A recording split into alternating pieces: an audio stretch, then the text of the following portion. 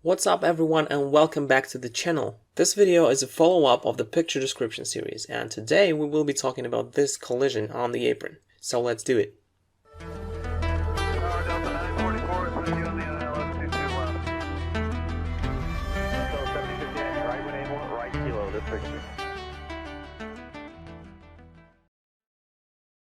As you remember, our task is not only to describe what we see here, but talk about this incident and the probable reasons, and perhaps make suggestions on how such situations could be avoided in future. Apparently, this aircraft has just collided with a catering truck, and the action is taking place on the ramp of some airport. Let's zoom in now and search for some information that might be valuable for us as aviation experts. We've got a big and nice picture of the aircraft, so it's a great chance for us to talk about it in more detail. You could definitely tell it's a high-wing regional turboprop. If you know the make of the airplane, name it. It looks like an ATR-72 by the way. If you're sure how to pronounce this weird combination of letters correctly, name the operator too. The nose landing gear is hooked up to the tow bar, and we can spot a tug which was supposedly pushing the airplane back. Some of the passengers are getting out of the airplane through the rear door.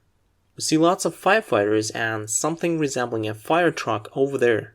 There is no fire, so the emergency crew look pretty relaxed. They're just walking around and talking to each other.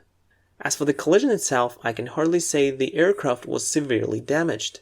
Perhaps just the wingtip and the aileron got dented and will require some maintenance.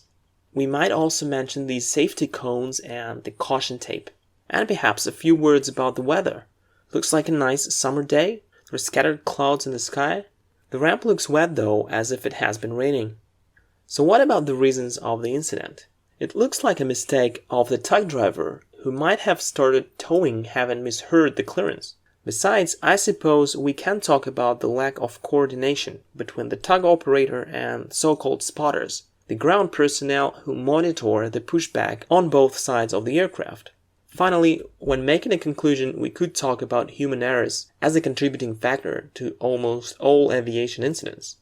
Or we could elaborate on how this minor incident could have influenced the airline operations, pointing out that it must have entailed a delay and forced the air company to get the passengers back to the terminal and arrange for a substitute aircraft.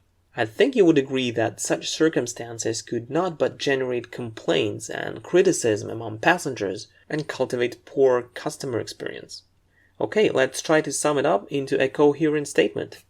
In this picture, we see a collision of an aircraft with a catering truck on the apron. It's original passenger turboprop. There's also a tug here attached to the airplane's nose landing gear through a tow bar. So presumably the airplane was being pushed back by the tug when this incident happened. The passengers are disembarking right now through the left rear door. Since the towing speed is quite low, I think the impact wasn't too strong and no one on the airplane got injured. We see the guys from aircraft rescue and firefighting crew are already here. They have inspected the site and look like they don't see any risk of fire or explosion. The entire incident site is surrounded by safety cones and a caution tape. The damage of the aircraft is not that significant. I think the wingtip and the aileron will require some repairing, but I'm sure the company will be able to bring the aircraft back to operations shortly. Speaking of the reasons that could have led to the incident, I would first of all point out poor competence of the ground crew. The tug driver either commenced towing without ATC clearance or was not properly communicating with the spotters on the sides of the parking stand. Or the wing walkers simply failed to perform their duties in terms of checking for clearance between the wing and the ground equipment. Anyway, it's either lack of training or negligence. I'd rather not blame it on the pilots though. They have a restricted view outside the cockpit and cannot control the pushback process. They have to rely on the pushback team in this case. Drawing a line, I would say that human errors have always been a contributing factor in aviation incidents.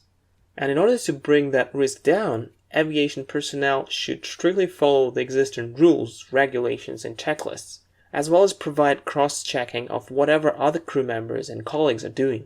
As for air companies and airports, they should motivate their employees to constantly improve their professional skills.